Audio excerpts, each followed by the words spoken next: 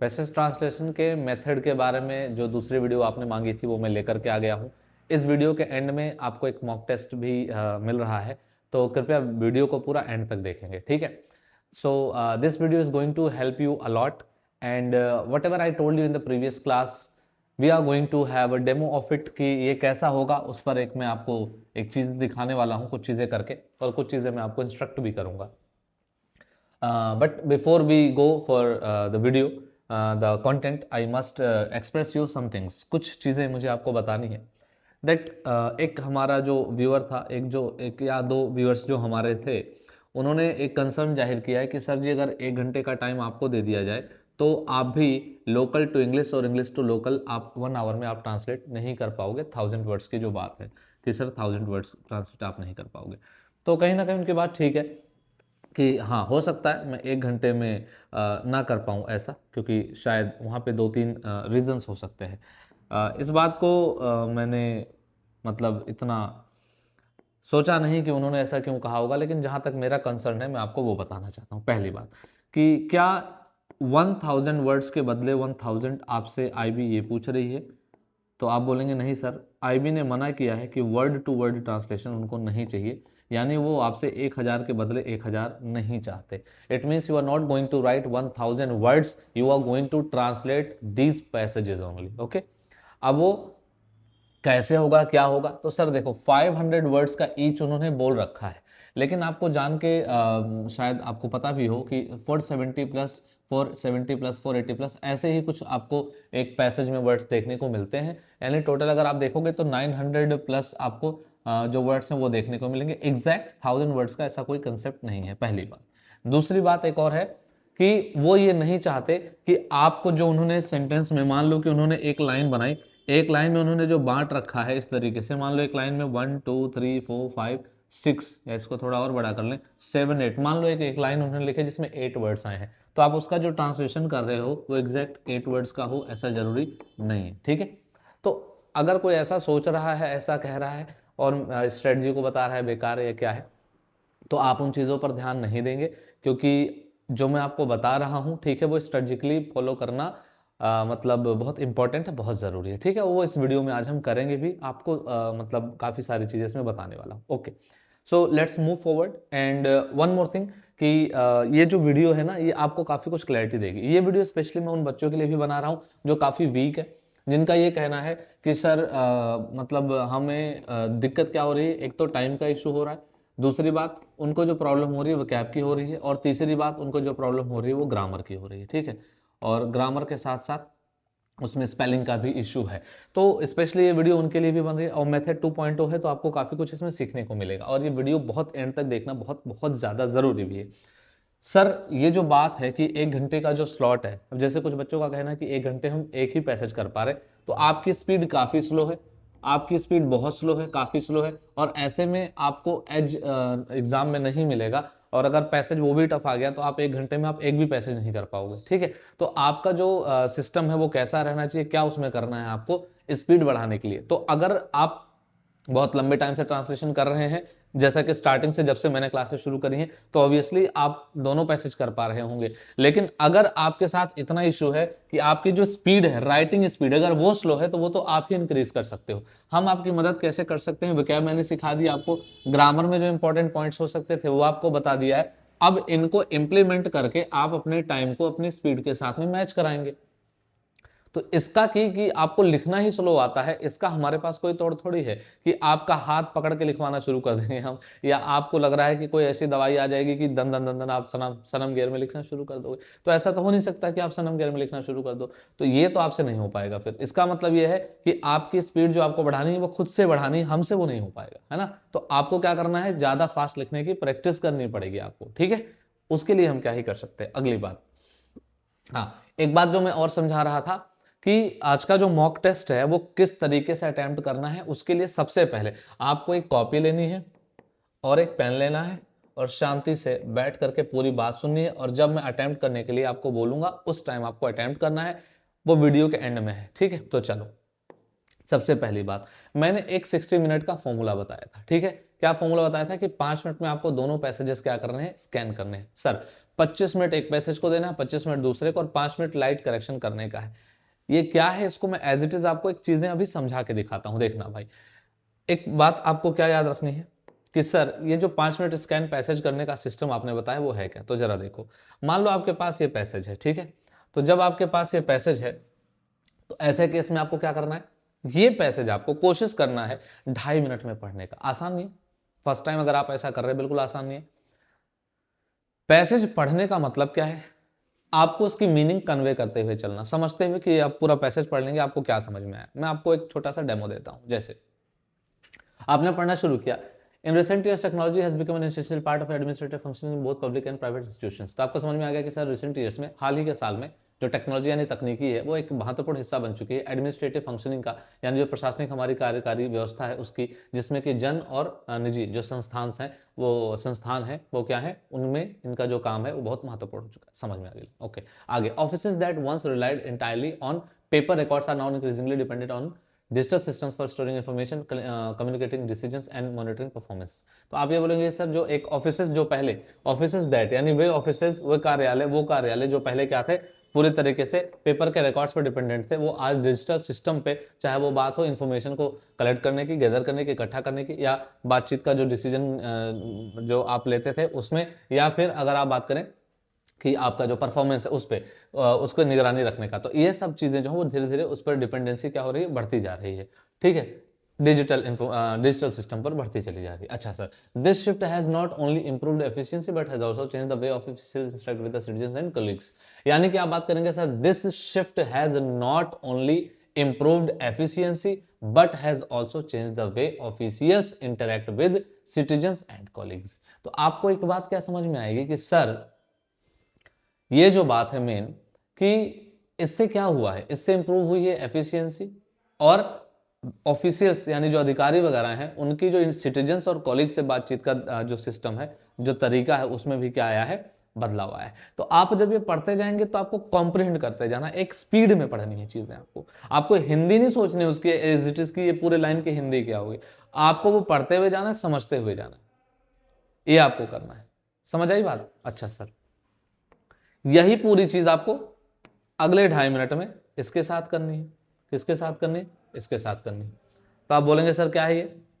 आधुनिक समाज में अपराध एक गंभीर समस्या बन चुका है। पढ़ के समझ में आया कि हाँ, जो हमारा मॉडर्न सोसाइटी है उसमें जो क्राइम है वो क्या बन चुकी है, एक गंभीर समस्या है, सीरियस प्रॉब्लम है। अच्छा सर, जो ना केवल कानून व्यवस्था को प्रभावित करता है बल्कि आम नागरिकों की सुरक्षा और मानसिक शांति को भी खतरे में डालता है।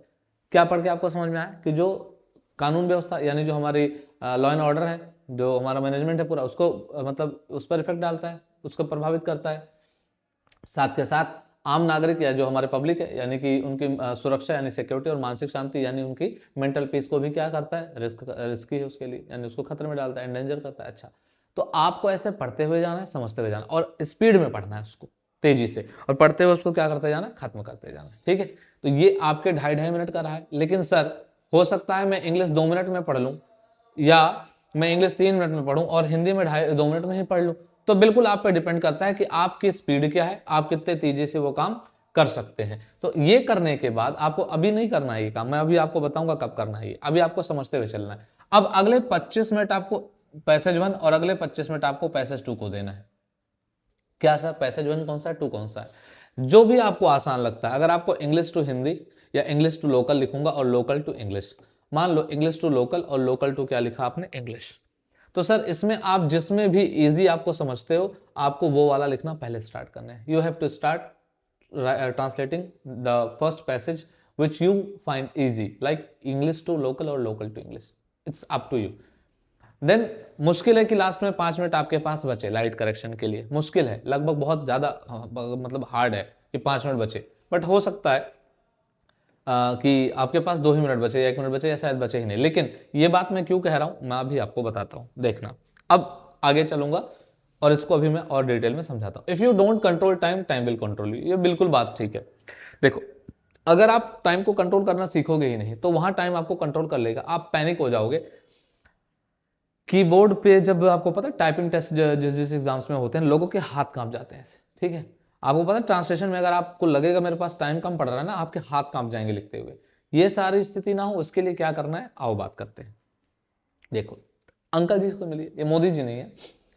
3 गोल्डन रूल्स क्या है? Meaning is greater than grammar. जो मीनिंग है ना वो ग्रामर से बढ़ करके, ठीक है, जो मीनिंग है वो किससे बढ़ करके है? ग्रामर से बढ़ करके, ठीक है।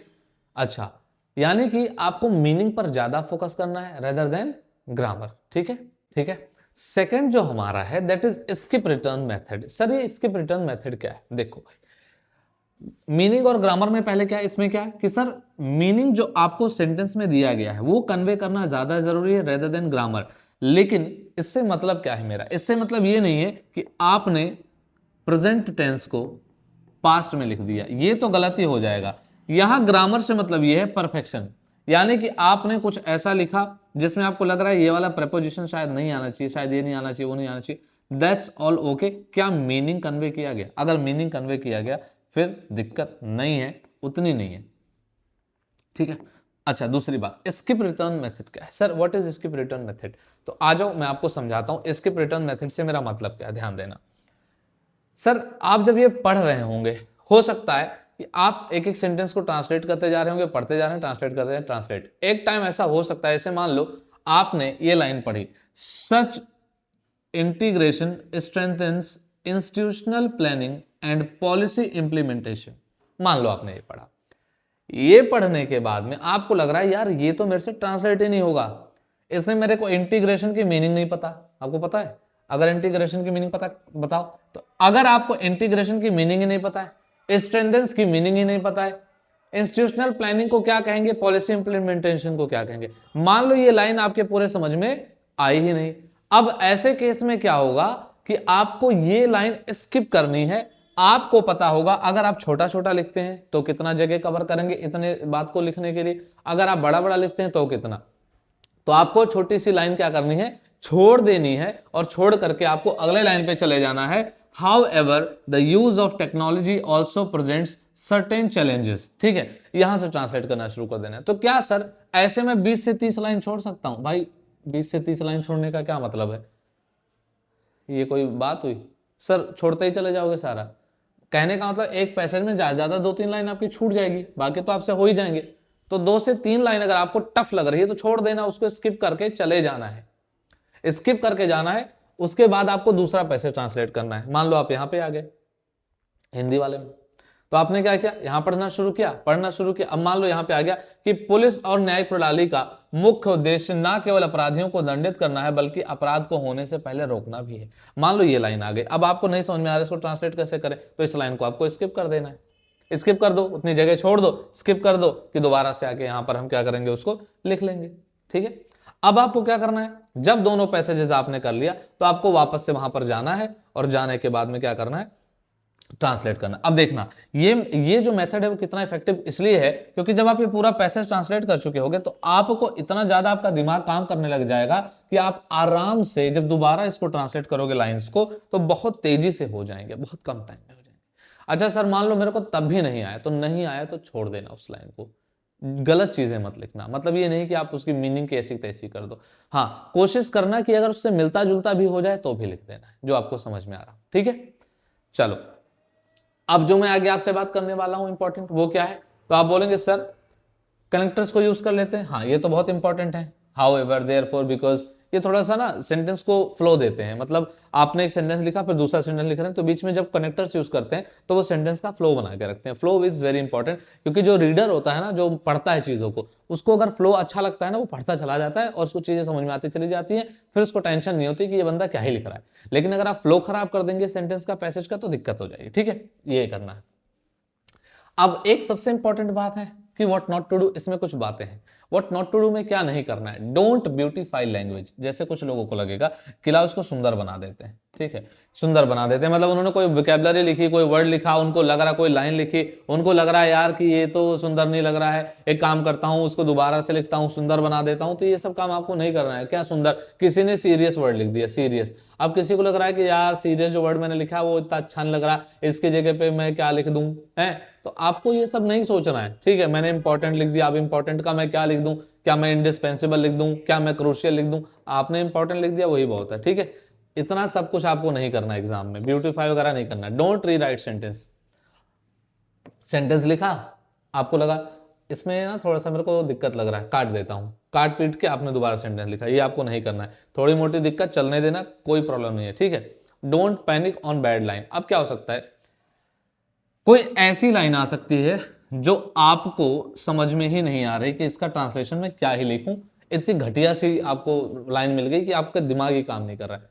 पैनिक नहीं होना है भाई, छोड़ के चले जाना, दोबारा आना, उसको बना देना, बन जाए तो ठीक है, नहीं बन जाए छोड़ देना, कोई बात नहीं, ठीक है। चलो, आपको घबराना नहीं है कि अब क्या होगा, वहां से तुरंत स्किप करना है उसको। अगला, अगर पैसेज वन की बात करूं, मैं मान लेता हूं कि आप पैसेज वन इंग्लिश को मानते हैं थोड़ी देर के लिए। सो इंग्लिश टू हिंदी अगर आप ट्रांसलेट कर रहे हैं तो आपको जो मेथड मैंने बताया है आप वो पहले फॉलो करेंगे। दूसरी बात, focus on meaning not perfect Hindi. बहुत सारे लोग जब इंग्लिश का ट्रांसलेशन करते हैं तो परफेक्ट हिंदी ढूंढ रहे होते हैं, इस वजह से उनका जो टाइमर है वो भागता रहता है, भागता रहता है, भागता रहता है, भागता रहता है, टाइम कंज्यूम हो जाता है। आपको परफेक्शन पे नहीं जाना, आप एज इट इज जो भी चीजें लिख पाओ लिख देना, ठीक है। अगली बात, अब यहां पे आपको एक पैसेज मिलेगा और उसके बाद आपको पैसेज टू, जो मैं मानता हूं हिंदी टू इंग्लिश, ठीक है। आप इसका मतलब उल्टा भी कर सकते हो, जिसको भी आप जैसा ठीक समझते हो। तो आपको बहुत आराम से ट्रांसलेट करना है हिंदी टू इंग्लिश जाते हुए। दूसरी बात, do not stop on difficult lines. जो भी आपको डिफिकल्ट लाइंस पढ़े लगे कि हाँ यार इसकी इंग्लिश समझ में नहीं आ रही, तो आपको वहां पर रुकना नहीं है, फ्लो खराब हो जाएगा, छोड़ना, आगे बढ़ जाओ, ठीक है। अच्छा, यूज स्किप रिटर्न, ये मैंने आपको बता रखा है। अच्छा सर, आगे ये पूरा पैसेज है आपका, ठीक है। अब आपको क्या करना है, देखो कुछ बातें भी आपको मैं बताता हूं, बट उससे पहले आपने करना क्या है। अब आपको क्या करना है, यहां से ध्यान देना क्या करना है। तो देखो भाई, आज आप 1 आवर का मॉक टेस्ट अभी दोगे, जो मैं ये पैसेजेस दिखा रहा हूं इस पर आपको देना है। कैसे देना है वो बता देता हूं, ठीक है। देखो, सबसे पहले आपने क्या करना है, 5 मिनट्स का आपको क्या करना है, टाइमर सेट करना है, ठीक है। दोनों ही पैसेजेस की स्क्रीनशॉट्स अभी आप ले लेना, मैं आपको दिखाता हूं। तो दोनों ही पैसेजेस के स्क्रीनशॉट्स लेना, 5 मिनट का टाइमर सेट करना है, और टाइमर में आपको क्या करना है, सेट करने के बाद उनको रीड करना है, दोनों पैसेजेस को। मान लो कि रीड करते करते 5 मिनट आपको लग रहा है एक्सीड हो जाएगा, मतलब आपको फर्स्ट टाइम आप अगर ऐसा कर रहे होगे तो आप 5 मिनट में नहीं पढ़ पाओगे दोनों को, ठीक है। तो ऐसे केस में क्या होगा, क्या सर ये 5 मिनट का टाइमर रुक जाए उसके बाद भी पढ़ते रहे, नहीं, रुक जाना है। 5 मिनट टाइमर खत्म हुआ, आप रुक जाओ, जितना भी पढ़ चुके हो उतना ही सफिशियंट है, छोड़ दो, वापस से आओ, 25 मिनट का टाइमर फिर से सेट करो, 25 मिनट्स टाइमर आपको फिर से सेट करना है। अच्छा सर, ये जो 25 मिनट का आप टाइमर सेट करोगे, इसमें आप क्या करोगे, कोई सा भी पैसेज, या तो हिंदी टू इंग्लिश या इंग्लिश टू हिंदी, आप उससे क्या करोगे, ट्रांसलेट करोगे, ठीक है सर। ये जब हो जाएगा तो अगला 25 मिनट लेकर के आना है, और उसमें आपका जो दूसरा पैसेज है उसके लिए टाइमर सेट करना है, और वो टेस्ट आपको देना है, ठीक है सर। अब जब ये खत्म हो जाएगा, अब हो सकता है कि 25 मिनट में पूरा आपसे ना हो पाए, कोई बात नहीं, छोड़ देना। अगला 25 मिनट में दूसरा पैसेज भी नहीं हो पाएगा पूरा पूरा, कोई बात नहीं, छोड़ देना। अच्छा सर, अब लास्ट के 5 मिनट जो बचे हैं उसमें टाइमर सेट करना, और इसमें आपको क्या क्या करना है टाइमर सेट करके। पहली बात, आपने कुछ लाइंस यहां छोड़ी होंगी, आपने कुछ लाइंस यहां छोड़ी होंगी, उनको आकर के आपको क्या करना है, वापस से यहां पर ट्रांसलेट करने की प्रैक्टिस करनी है, कोशिश करनी है, जितने हो जाए, ठीक है। अच्छा सर, तो स्किप वाला यूज करना है, अभी इसी मॉक में यूज करना है। अब ये सारा आपको करना है, और मुझे कमेंट बॉक्स में लिखना, आप कमेंट करना, क्या कमेंट करोगे कि आपको ये जो आपको पैसेज मिल रहा है, ठीक है, जो आप मॉक टेस्ट आज दे रहे हैं, ये आपको क्या इफेक्टिव लगा, तो यस इट वाज, हाँ ये था, ठीक है। नहीं, आपको लग रहा है कि नहीं ये फालतू की चीज है, मेरे को तो कुछ फायदा नहीं लगा, तो एक दिन में तो नहीं लगेगा भाई। आपके पास 22 तारीख तक का अगर डेट है, मान लो 22 को पेपर हो रहा है, तो अब भी आपके पास 10 दिन के आसपास है, तो आप अगर एक हफ्ते तक भी इसका प्रैक्टिस कर लोगे तो मुझे लगता है कि काफी अच्छा रिजल्ट आपको देखने को मिल जाएगा। फिलहाल आप ये करेंगे, ये करने के बाद आपको क्या करना है, आपको अपने दोनों पैसेजेस की फोटो लेनी है, उसका पीडीएफ बनाना है। पीडीएफ पे भी आपको अपना नेम मेंशन करना है। कुछ लोग पीडीएफ पे नेम मेंशन नहीं करते, सीधा फोटो खींच के भेज देते हैं। इस पर नेम मेंशन करो, और पेज के अंदर दोनों जगह आपको आपका नेम मेंशन करना है, ठीक है। और this is only for English to Hindi students, ये जो है ना वो हिंदी टू इंग्लिश वालों के लिए, सर बाकी लोगों के लिए कुछ नहीं है क्या, मैं आपको बता देता हूं। देखो भाई, ये जो मॉक टेस्ट है, ये स्पेशली मैं एक इसका जो मैंने आपको नियम बताए हैं इसको समझाने के लिए लाए थे। तो बाकी लोग क्या कर सकते हैं, आज सिर्फ हिंदी टू इंग्लिश वाले एक काम कर लें, कल क्या करूंगा, कल बाकी लैंग्वेजेस के मैं पीडीएफ प्रोवाइड करवा दूंगा, ठीक है, रेदर देन हिंदी, ठीक है, या हिंदी वालों का भी दे दूंगा, कोई ऐसी बुरी बात नहीं है, हिंदी वालों को भी दे दूंगा, बाकी लोगों को भी दे दूंगा। तो आपको क्या करना है, बाकी सभी लैंग्वेज वालों को आपको टेस्ट कल देना है, टुमारो आपको टेस्ट कल देना है। तो फिर आप वहां पे क्या करोगे, ऐसे ही पीडीएफ जैसा मैंने बताया ऐसे बना करके आप शेयर करोगे टेलीग्राम पर, आईबीएसए वाले, उसका लिंक जो है वो डिस्क्रिप्शन में दे दिया जाएगा। ठीक है, वो वहां से आप जाकर के उसको मतलब ज्वाइन कर लेना, वहां आप अपनी कॉपी क्या कर दोगे, शेयर कर दोगे। शेयर करने के बाद ध्यान देना, पीडीएफ पे भी नाम हो, पेज में भी नाम हो, दोनों शेयर कर देना, लिख करके अच्छे तरीके से प्रॉपर पीडीएफ बना के। अच्छा, कुछ एक बच्चे और एक आध गलती करते हैं, वो ना दो अलग अलग पीडीएफ बना देते, 2 पैसेज का। आपको एक ही पीडीएफ बनाना है, एक ही पीडीएफ में अटैच कर दो बस। ठीक है, समझ में आ गई बात? सॉरी। तो आपको क्या करना है सर, ये करना है। ये करने के बाद आप कमेंट बॉक्स में ये लिखोगे डन। जब आप मेरे को भेज दोगे, कमेंट बॉक्स में जाके लिखना है डन, यानी आपने ये काम कर दिया है। ठीक है, तो अभी आपको सबसे पहले क्या करना है, सबसे पहले तो आपने स्क्रीनशॉट लेना है, ये इंग्लिश और हिंदी वाले का। ठीक है, चलो तो पहले आप इंग्लिश वाले का स्क्रीनशॉट ले लो, फिर मैं हिंदी वाले को देता हूं। ये लो भाई, प्रॉपर तरीके से स्क्रीनशॉट ले लो आप इसका। ठीक है, स्क्रीनशॉट आपने ले लिया। चलो अब दूसरा हिंदी वाला भी स्क्रीनशॉट ले लो, ये लो, ये हो गया भाई, ये देखो। चलो इसका भी स्क्रीनशॉट ले लो आप प्रॉपर तरीके से,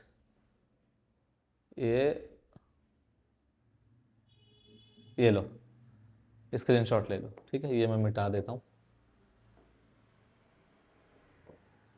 लो भाई इसका स्क्रीनशॉट हो गया।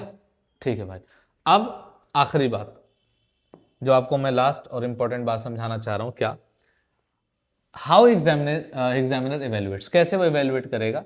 मीनिंग आपने कन्वे करी, जो कहा गया उसको, ठीक है सर। सेंटेंस कंप्लीट किया था आपने, कि आपने आधा आधा सेंटेंस लिख के छोड़ दिया था। लॉजिकल फ्लो आया, हाँ जी आया। सेंटेंस का लिखने का मतलब क्या, कुछ लोग क्या करेंगे, 1 लाइन पूरी लिखी, 2 लाइन पूरी लिखी, 3 लाइन पूरी लिखी, कह रहे एग्जामिनर चौथा लाइन थोड़ी पूरा पड़ेगा। आधा सेंटेंस लिख के फिर दूसरी लाइन लिख दी, फिर थोड़ा सा सेंटेंस लिखा, फिर 1 पूरी कर दी, फिर 2 पूरी, फिर 2 पूरी, फिर पता चल रहा है कि 2 सेंटेंस बीच में आधी आधी, फिर पूरी, फिर पूरी। ये हरकतें आपको नहीं करनी है। ठीक है, ये आप बुद्धि मत लगाना, सेंटेंस को कंप्लीट करने पे ध्यान देना। अच्छा, लॉजिकल फ्लो मैंने आपको बताया बना के रखना है। Perfect English is not required, देखो परफेक्ट इंग्लिश नहीं चाहिए, इंग्लिश चाहिए, परफेक्शन नहीं चाहिए उसमें। रीजन क्या है, अगर उनको आपका परफेक्ट इंग्लिश चाहिए होता ना, तो जैसे सीपीओ में 200 क्वेश्चन का पेपर होता है ना प्रॉपर टीयर 2 का, वैसे ही आपका पेपर ये लेते। 50 नंबर में 20 नंबर का क्वालिफाई करने का आपसे नहीं पूछते। ठीक है, बात समझ में आ गई। अब आखिरी में मैं आपको यही बोलूंगा कि method is greater than English, control time, don't fear language, आपको नहीं डरना है। और इस तरीके से हम क्रैक कर देंगे किसको, हम क्रैक कर देंगे टीयर 2 को। ठीक है, तो मिलता हूं आपसे अगली क्लास में, और मुझे उम्मीद है कि आपको ये वीडियो बहुत समझ में आई होगी। आप अभी के अभी ये टाइमर सेट करके 1 आवर को आप जैसा मैंने आपको बताया वैसे यूटिलाइज करेंगे। ठीक है, तो मिलता हूं आपसे अगले वीडियो में, तब तक के लिए जय हिंद।